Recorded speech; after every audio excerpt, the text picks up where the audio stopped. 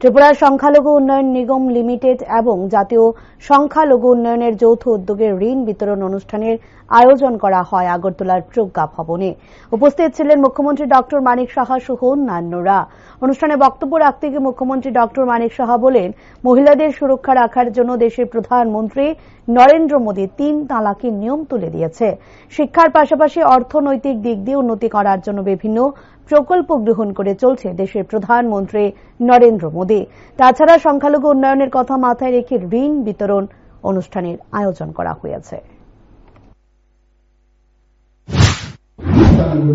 এবং পুরো মহিলা দ্বারা পরিচালিত, কোন সমস্যা হলে মহিলাদের সাথে কথা বলছে। আমরা এরকম হেল্প ডেস্ক করেছি 70 থানার মধ্যে মহিলাদের জন্য। এরকম ভাবে মহিলাদের জন্য আমরা যা যা দরকার সেখানে করছি। মাননীয় প্রধানমন্ত্রী মহিলাদের তাদেরকে সেফ রাখার জন্য, বাংলাদেশ পাকিস্তানে নেই, আমার কাছে যা খবর আছে পাকিস্তানে নেই এই বিষয়। এখানে 3 তালাকের যে বিষয় অনেক এই বহু কেস হয়েছে। এই 3 তালাকের যাদের এই মহিলাদের যেভাবে এই এটা আমি বলবো যে এই কানুন যেটা ছিল মাননীয় প্রধানমন্ত্রীজি সেটাকে বিলোপ করেছে। কাশ্মীরের 370 ধারা বিলোপ করার কারণে আজকে কাশ্মীরের অবস্থা দেখুন কত ভালোভাবে সুন্দরভাবে আবার কাশ্মীর তার অবস্থায় চলে আসছে। তো এইভাবে একের পর এক কাজ করছেন কেন?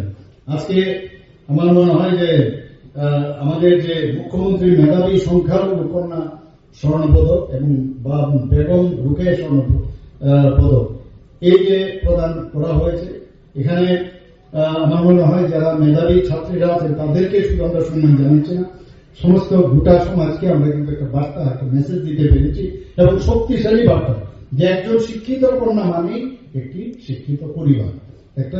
একজন মেয়ে যখন একটা পরিবারের মধ্যে সেই যখন তার নিজেকে সেগুলো শিক্ষিত করে দেবে, তো একটা সাংঘাতিক একটা বিষয় দাঁড়ায়। সেখানে শিক্ষার পাশাপাশি অর্থনৈতিক নির্ভরতা দরকার, এর জন্য বিভিন্ন ঋণের ব্যবস্থা রয়েছে।